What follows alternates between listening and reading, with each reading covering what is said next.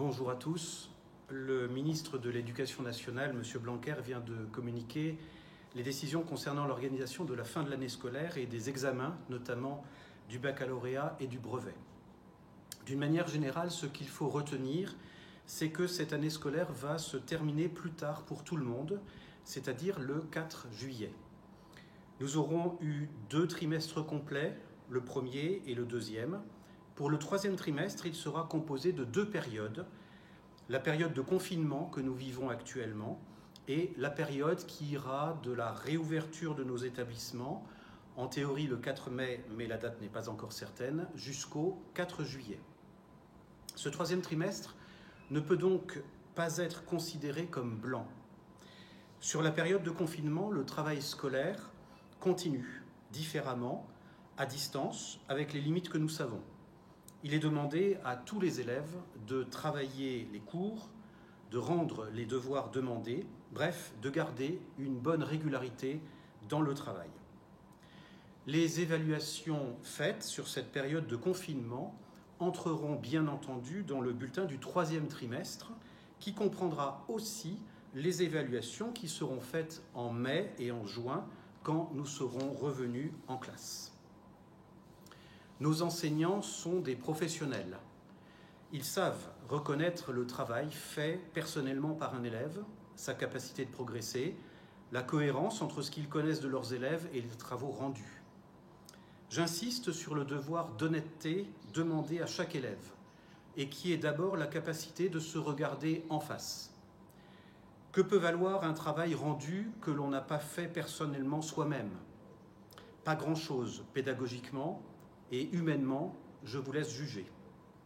Sans compter qu'au retour en mai-juin, nous reconnaîtrons vite ceux qui auront vraiment travaillé personnellement et que je félicite dès maintenant. Je voudrais maintenant m'adresser à vous, élèves de terminale, et à vos parents. Vous pouvez peut-être éprouver un certain soulagement. Vous n'aurez pas à subir le stress des examens. Ce sont les résultats des 3 trimestres, hors période de confinement, qui seront pris en compte pour l'obtention du bac, c'est-à-dire le premier trimestre et le deuxième trimestre qui sont complets, et les semaines du troisième trimestre à compter de votre retour en classe, d'où l'importance de votre travail en ce moment. À ces résultats seront ajoutées les notes des épreuves anticipées de première, français, TPE, etc., et un contrôle d'assiduité annoncé par le ministre pour les semaines de cours qui iront de la réouverture des établissements jusqu'au 4 juillet. Dans le cas où nous aurions des élèves avec une moyenne inférieure à 10 sur les 3 trimestres, des oraux de rattrapage seront organisés début juillet. Mais avec votre soulagement, vous pourrez éprouver aussi une certaine frustration. En effet, lorsque on se prépare depuis plusieurs mois, depuis l'année dernière, à un examen, on a envie d'y aller, de tout donner, bref, de mériter son diplôme. Et du coup, vous pouvez légitimement vous poser la question de la valeur du bac 2020. Alors dites-vous bien 3 choses. D'abord, votre diplôme, vous l'aurez mérité, car il s'appuie sur des évaluations que vous avez faites trimestre après trimestre et que vous ferez à votre retour. Les notes sont les fruits de votre travail. Et le mode de calcul que nous avons réformé l'année dernière met bien en valeur vos résultats réguliers autant que les résultats de DS. Et les mentions sont maintenues. Ensuite, les entraînements des DS, bac blanc, la stimulation que vous avez reçue ici pour vous faire continuellement progresser, le travail que vous avez fourni, les méthodes que vous avez acquises, tout cela constitue maintenant pour vous des compétences en vue de vos études supérieures. Enfin, vous le savez, Parcoursup prend en compte les 3 trimestres de première et les 2 premiers trimestres de terminale. Le 3e trimestre n'a donc pas de valeur notée pour l'entrée dans les différentes filières post-bac. C'est bien la régularité du travail et la capacité de progresser qui sont les critères de sélection. Mais je voudrais vous alerter, élèves de terminale, ne relâchez pas votre travail pendant ces mois d'avril, mai et juin. Même si le post-bac en septembre va tenir compte de la situation exceptionnelle que nous vivons, il ne pourra pas rattraper en 2-3 semaines, même 1 mois, tout un trimestre. D'où l'importance pour vous de continuer un travail sérieux et régulier. C'est pour votre avenir proche que vous travaillez maintenant. Profitez encore de tous vos enseignants qui sont à vos côtés. Pour vous, élèves qui êtes en première, la deuxième session des E3C ne se fera pas.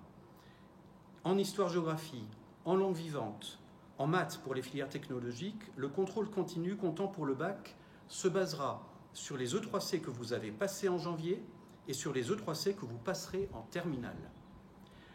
Pour l'enseignement scientifique, pour la spécialité non poursuivie en terminale et pour l'épreuve écrite de français, ce sont les notes des 2 premiers trimestres et des semaines en mai-juin à la réouverture des établissements qui compteront pour le contrôle continu du bac. L'épreuve orale de français, elle, est maintenue pour fin juin, début juillet, mais avec moins de textes, 15 en filière générale, 12 en filière technologique. Pour vous, élèves de 3e, comme pour le bac, il n'y aura pas d'épreuve finale. Ce sont donc les notes des 2 premiers trimestres et des semaines en mai-juin après votre retour en classe qui compteront pour votre brevet. Mais un autre critère a été ajouté par le ministère pour réussir son brevet, c'est le contrôle d'assiduité, c'est-à-dire l'assistance au cours jusqu'au 4 juillet. Vous l'avez compris, la date de réouverture de nos établissements sera évidemment l'élément déterminant pour savoir de combien de semaines scolaires nous disposerons, étant attendu, je le répète, que nous travaillerons jusqu'au 4 juillet, comme cela est demandé par le ministère.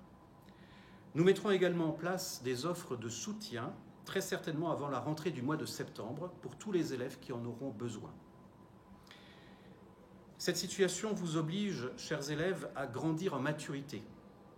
Là où, avant, vous pouviez vous laisser porter par le rythme des sonneries, des cours qui s'enchaînent, par l'encadrement visible de vos professeurs et de vos vies scolaires, maintenant, vous êtes davantage responsable de votre engagement dans le travail. C'est en tout cas un défi à relever chaque jour. Sachez que nous sommes là à vos côtés, virtuellement par la technique, réellement par le cœur. Alors bon courage à tous.